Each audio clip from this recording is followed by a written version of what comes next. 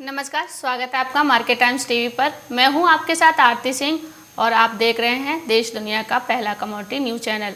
और आज हम बात करेंगे कि किस कमोडिटी में है तेजी और किस कमोडिटी में है नरमी, कौन सी फसल की क्या रही आवक और किस फसल का क्या रहा भाव। तो चलिए रुख कर लेते हैं खबरों की तरफ। सबसे पहले हम बात करेंगे अरहर दाल की बारे में। चलिए रुख कर लेते हैं खबर की तरफ। लखनऊ, कर्नाटक और महाराष्ट्र में करीब 30% फसल कम होने की वजह से अरहर दाल के दाम थमने का नाम नहीं ले रहे हैं। लगातार चढ़ता दलहन बाजार अब 100 का आंकड़ा पार कर चुका है। फुटकर मंडी में करीब 2 माह पहले 90 तक सिमट चुका थाली का प्रोटीन अब 102 से बढ़कर 105 रुपये किलो तक पहुंच चुका है। पुखराज प्रीमियम हो या फिर सूरजमुखी अथवा डायमंड, सभी तेज हैं। कर्नाटक और महाराष्ट्र में फसल कम होने का असर दलहन पर साफ दिखने लगा है। चाहे वह अरहर की पुखराज प्रीमियम हो या फिर सूरजमुखी डायमंड, सरीखी अन्य दालें, सभी में तेजी देखने को मिल रही है। दाल 100 का आंकड़ा थोक मंडी में पुखराज प्रीमियम छूने को बेकरार है। फिलहाल अभी राहत के आसार कम ही दिख रहे हैं। लखनऊ दाल मिलर्स एसोसिएशन के अध्यक्ष ने बताया कि दाल सभी के कैटेगरी में तेजी बरकरार है। थोक मंडी में अरहर दाल 100 का आंकड़ा छूने की ओर है तो फुटकर मंडी में 105 रुपये के तक अरहर दाल पहुंच गई है। जमाखोर दालों की स्टोरेज कर रहे हैं। पैदावार कम होने के नाम पर दालों को जमा किया जा रहा है। आपको बता दें कि सभी कैटेगरी में लगातार बढ़ोतरी दर्ज की जा रही है। ये तो बात की थी अरहर दाल की। अब आगे बढ़ते हैं और नज़र डाल लेते हैं अगली खबर की तरफ, जो बासमती चावल की आई है। चलिए रुख कर लेते हैं कि आखिर पूरी खबर क्या है। भारत की बासमती चावल की पड़ोसी देश नेपाल के साथ ही भारत के विभिन्न शहरों में मांग बढ़ी है, जिसके चलते बासमती के मूल्य में एकाएक उछाल आ गया है। माह भर के अंदर प्रति किलो 10 से 20 रुपए की बढ़ोतरी हुई है। पहले बासमती का मूल्य 80 रुपए किलो था, अब ये बढ़कर 90 से 100 रुपए प्रति किलो हो गया है। इस मूल्य की बढ़ोतरी का असर बाजार से लेकर गाँव तक दिखने लगा है। जो किसान 8,000 क्विंटल बासमती चावल बेचते थे, अब उन्हें 9,000 से 10,000 रुपए दाम मिल रहे हैं। बेहतर मूल्य मिलने से जिन किसानों ने अपने घर बासमती का भंडारण किया था, उनकी वांछें खिल गई हैं। लंबे समय से बासमती की खेती कर रहे महाराजगंज जिले के किसान हाल के दिनों में बासमती मांग बढ़ी है। बाहर से आकर व्यापारी बेहतर दाम देकर चावल खरीद ले जा रहे हैं। नेपाल में बासमती की विशेष मांग है। बीते मार्च माह से सीमा सील होने के चलते चावल का मूल्य सामान्य था। सोनौली सीमा पर छूट मिलने से नेपाल के व्यापारी अब भारत आकर चावल खरीद रहे हैं, जिससे कीमतों में बढ़ोतरी दर्ज की गई है। किसानों ने बताया कि चावल का जो मूल्य उन्हें घर बैठे मिल रहा है, उतना आज तक कभी नहीं मिला। महाराजगंज के थोक व्यापारी ने बताया कि सामान्य तौर पर 90 रुपये किलो बासमती चावल बिक रहा है। बेहतर गुणवत्ता होने पर 100 रुपये प्रति किलो के हिसाब से भी बिक्री हो रही है। ये तो हमने आपको बताया बासमती चावल के बारे में। चलिए आगे बढ़ते हैं और रुख कर लेते हैं अगली खबर की तरफ, जो चना, मसूर, गेहूँ और सरसों की है। अब नज़र डाल लेते हैं खबर पर। सरकार ने चना, मसूर, गेहूं और सरसों के समर्थन मूल्य की घोषणा कर दी है। चना, मसूर 51 रुपये प्रति क्विंटल समर्थन मूल्य पर खरीदा जाएगा, जबकि गेहूं का समर्थन मूल्य 1975 रुपये तय किया गया है। इसके अलावा सरसों 4650 रुपये प्रति क्विंटल खरीदा जाएगा।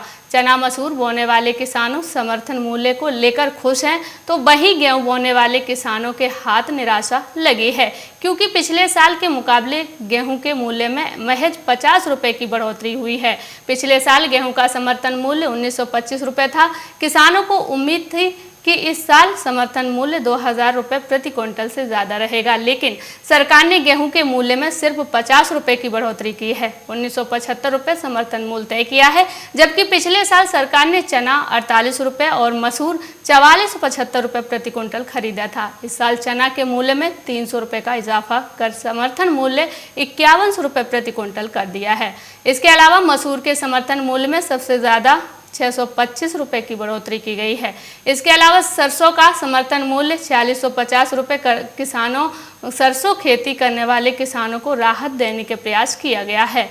रबी फसल के समर्थन मूल्य को लेकर कुछ किसान खुश हैं तो कुछ निराश भी हैं। खासतौर जिन किसानों ने चना मसूर के स्थान पर गेहूं बोया है उन्हें ज़्यादा नुकसान है, क्योंकि गेहूं का समर्थन मूल्य उम्मीद से कम है। गेहूं के समर्थन मूल्य को लेकर किसान ने कहा कि मध्य प्रदेश में सबसे ज़्यादा गेहूं की खेती होती है। बीना तहसील में तो लगभग 50% रकबा में गेहूं बोया जाता है। इस साल सबसे ज़्यादा गेहूं का रकबा करीब 18,000 हेक्टेयर में है। गेहूं बोने वाले किसानों को उम्मीद थी कि इस साल गेहूं का समर्थन मूल्य 2,000 रुपये प्रति क्विंटल से ज़्यादा होगा, लेकिन सरकार ने सिर्फ 50 रुपये का इजाफा किया है। इसके चलते गेहूं की खेती करने वाले किसान निराश हैं। समर्थन मूल्य पर चना मसूर और गेहूं बेचने वाले किसानों के लिए बड़ी राहत दी है। पहले पंजीयन की तारीख 20 फरवरी था, लेकिन शुरुआत में पंजीयन न होने के कारण कई किसान पंजीयन नहीं करा पाए थे। इसके चलते सरकार पंजीयन की तारीख 25 फरवरी कर दी है। इससे उन किसानों को राहत मिली है जो पहले पंजीयन नहीं करा पाए थे। ऐसे किसान अब पंजीयन केंद्र पर जाकर पंजीयन करा रहे हैं। जैसा कि हमने आपको बताया कि चना मसूर गेहूं और सरसों के बारे में, चलिए अब आगे बढ़ते हैं और रुख कर लेते हैं अगली खबर की तरफ, जो कपास की है। चलिए नज़र डाल लेते हैं खबर की तरफ कि आखिर पूरी खबर क्या है। कपड़ा मंत्रालय के उपक्रम cotton corporation of India limited ने 20 फरवरी तक पंजाब, हरियाणा, राजस्थान, मध्य प्रदेश, महाराष्ट्र, गुजरात, तेलंगाना, आंध्र प्रदेश, उड़ीसा और कर्नाटक राज्यों में न्यूनतम समर्थन मूल्य में 91,56,107 लाख गांठ कपास की खरीदी की है।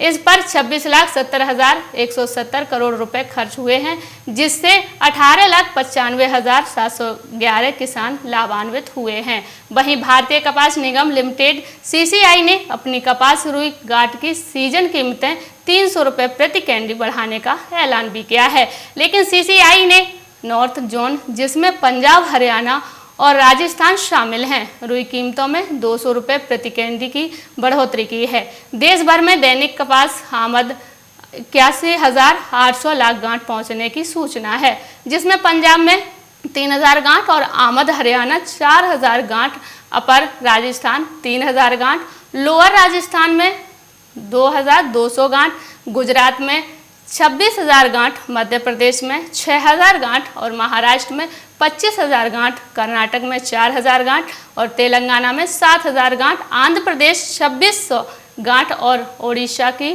500 गांठ आमद शामिल हैं।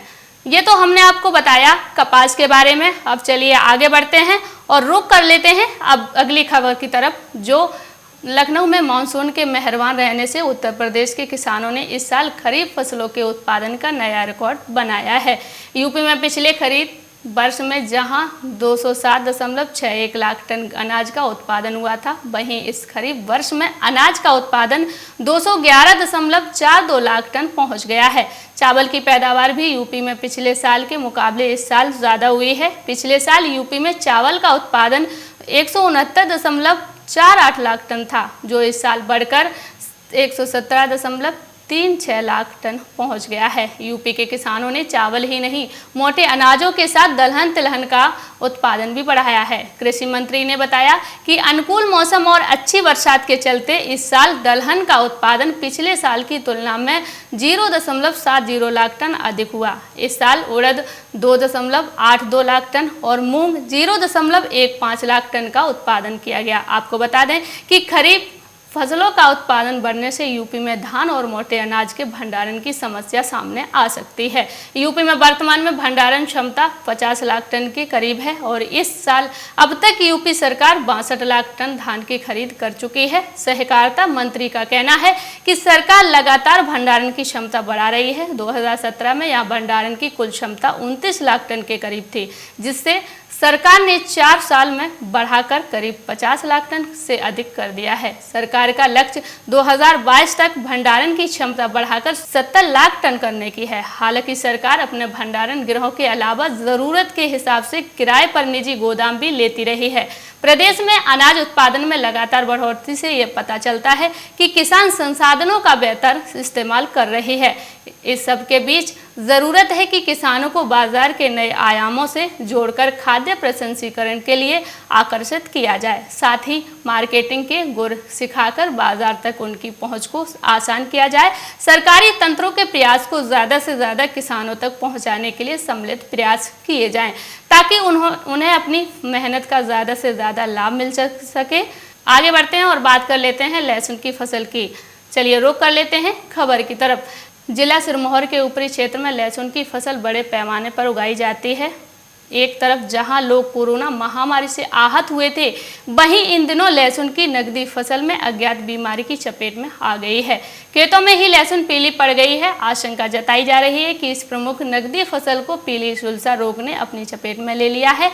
ऐसे में किसानों की चिंता बढ़ गई है। इस समय किसानों की 20% फसल इस झुलसा रोग की चपेट में आ गई है। किसान अपनी फसल में कई बार दवाइयों का छिड़काव कर चुके हैं, मगर ये बीमारी हटने का नाम नहीं ले रही है।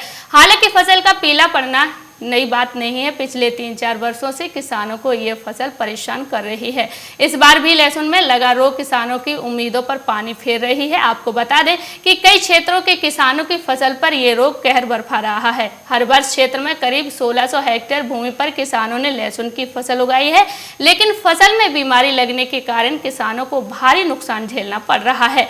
कई किसानों ने पिछले वर्ष लहसुन की बीमारी के चलते अपने खेतों में हल चलाया था। बहरहाल 20% से अधिक लहसुन की फसल रोग की चपेट में आ गई है। कई क्षेत्रों में 50% फसल इस बीमारी के कारण पूरी तरह से नष्ट हो गई है। 2-3 वर्ष से बहुत ज़्यादा ठंड होने के कारण लहसुन का ज़्यादा उत्पादन घटा है। यही कारण माना जा रहा है कि तापमान की अधिकता के कारण लहसुन की फसल में पीलेपन होने और तने में फफूंदी लगने से किसानों को लाखों रुपए का नुकसान झेलना पड़ सकता है। गौरतलब है कि इस वर्ष किसानों ने 100 से 180 रुपए प्रति किलो के हिसाब से बीज खरीदकर बिजाई की है। लगता है इस वर्ष बीज, खाद, गोबर और अन्य खर्चे भी पूरे नहीं हो सकते हैं। किसानों की पूरी मेहनत पर पानी फिर गया है तथा किसानों में निराशा छाई हुई है। अभी के लिए सिर्फ इतना ही, और अधिक जानकारी के लिए बने रहिए हमारे साथ मार्केट टाइम्स टीवी पर। मार्केट टाइम्स टीवी पर चल रहा है बूझो तो जाने क्विज कॉन्टेस्ट। अब आपके पास मौका है हर रोज इनाम जीतने का। जी हाँ, मिक्सी, ग्राइंडर, मोबाइल फोन और ना जाने क्या क्या। अगर आप मार्केट टाइम्स टीवी के सब्सक्राइबर हैं तो हर रोज आप जीत सकते हैं मार्केट टाइम्स टीवी पर आकर्षक इनाम। और अगर आपने मार्केट टाइम्स टीवी को सब्सक्राइब नहीं किया है तो तुरंत सब्सक्राइब करें। मार्केट टाइम्स टीवी पर चल रहा बूझो तो जाने क्विज कॉन्टेस्ट, जिसमें हम हर प्रोग्राम के अंत में पूछते हैं आपसे अर्थव्यवस्था, कमोडिटी बाजार, मंडियों का हाल, शेयर बाजार पर सवाल। सही जवाब देने वालों में से विजेता को लकी ड्रॉ के द्वारा चुना जाता है और उस विजेता को मिलता है मार्केट टाइम्स टीवी की तरफ से पुरस्कार। बस आपको सवाल का जवाब देने से पहले मार्केट टाइम्स टीवी को भी सब्सक्राइब करना है। आज का सवाल है, गेहूं के अधिकतम उत्पादक वाला राज्य कौन सा है? आपके ऑप्शंस हैं option A Punjab, option B Haryana, option C Uttar Pradesh, option D Madhya Pradesh. जवाब के लिए टाइप करें वीट ए, वीट बी, वीट सी, वीट डी। आपको मार्केट टाइम्स टीवी चैनल को सब्सक्राइब करना है और जवाब व्हाट्सएप करना है। आप जवाब व्हाट्सएप कर दें 9953882229 पर। आप में से लकी विजेता जीत सकता है हेयर ड्रायर।